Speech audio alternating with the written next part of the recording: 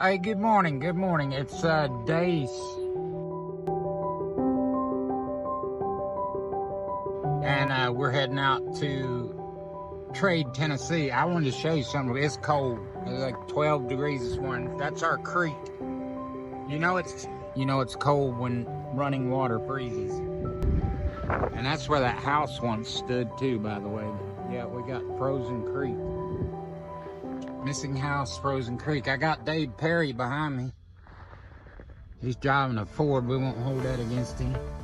Like Jim Bob or Lee Bob the other day. All right, heading out to help a grandmother whose house got flooded in Trade, Tennessee, raising her grandson. Don't know the details of that. And she had her house flooded. Samaritan's Purse came and gutted it and mucked it or whatever. We're putting a bathroom back in for her, getting a hot water heater put in for her. Dave Perry went out there and worked yesterday some. I know she's been going to the rec center or somewhere to take a shower, her and her grandson. I was gonna add that, I just go wherever I feel like God leads me.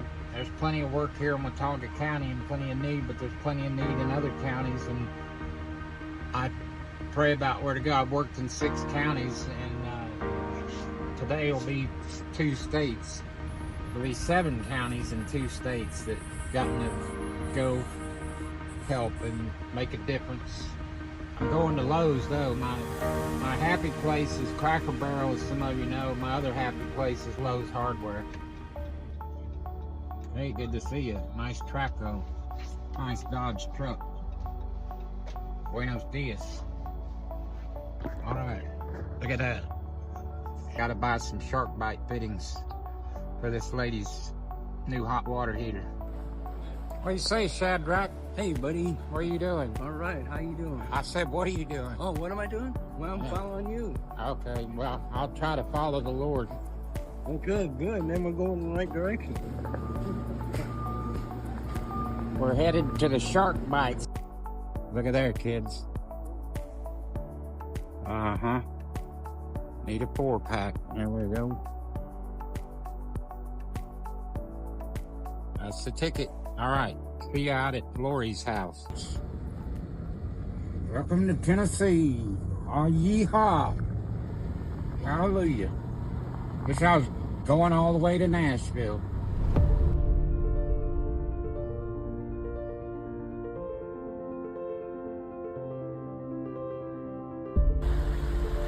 Seems so quiet and calm now. It was so overflowing and destructive.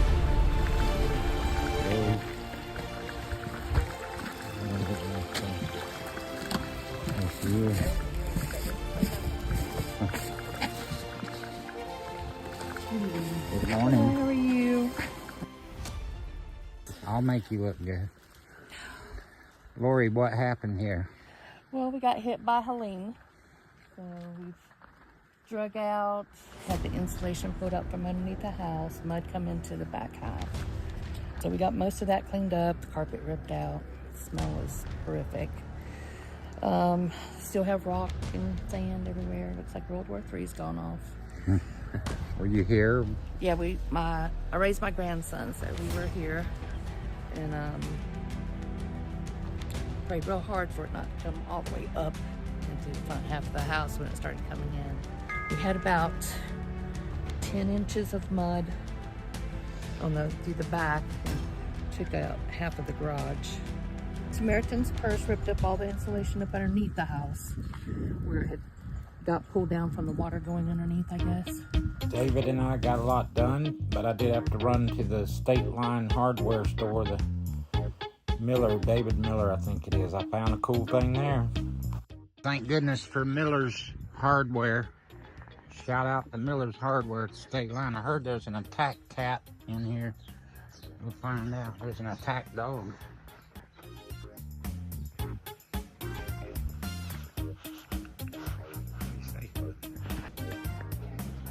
Shock cat. Hardware cat. He's sweet. That's sweet. All right, let's see if we can find shark bite fitting.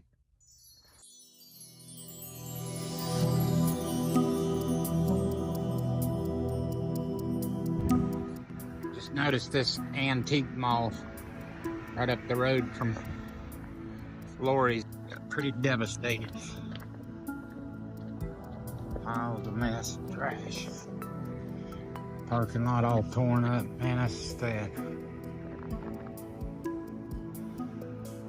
A lot of devastation. It's going on 3 months. Places are wiped out. All right, back to Lori's house to work on the bathroom. Hey, what have you done? What have we done? What have you done? You should have saw us back. You oughta, I know.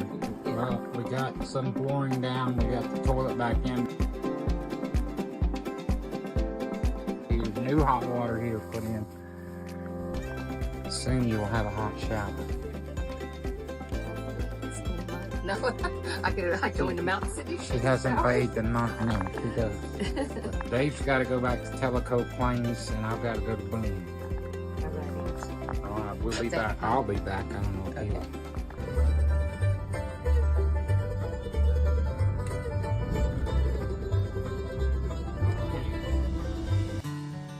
Also of notice here in Trade, Tennessee, now see what it's named after. Some of you know I love history, Civil War history, early American history. The trading ground. This gap on the Over Mountain Indian Trail was used as a barter site by Indian traders before settlement.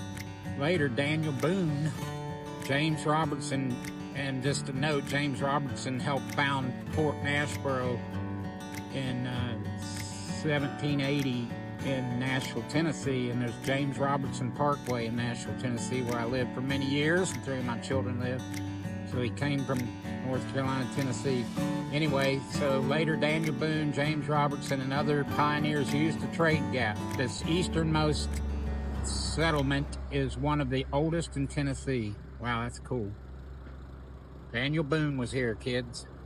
Now I'm here. Huh, how about that?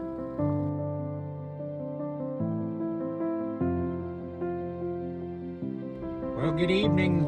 It's getting evening. It's almost 5 o'clock, but I got one more stop. I'm going back out to Trade, Tennessee to fix Miss Lori's thermostat on her new hot water heater. I failed to remember that the factory sets those low for legal reasons. She called me last night thinking she was going to get a hot shower at home. The water's just warm. Anyway, that's my fault, so I'm going to drive back out there 30 minutes and turn the thermostat up on her hot water heater. And I'm back to Lori's house to fix her thermostat. I do like the little bridge. I'm like, it's temporary. I said, no, I'm going to keep it. They called it Horseshoe Bridge. Hi, how are you? Tired. Are you tired too?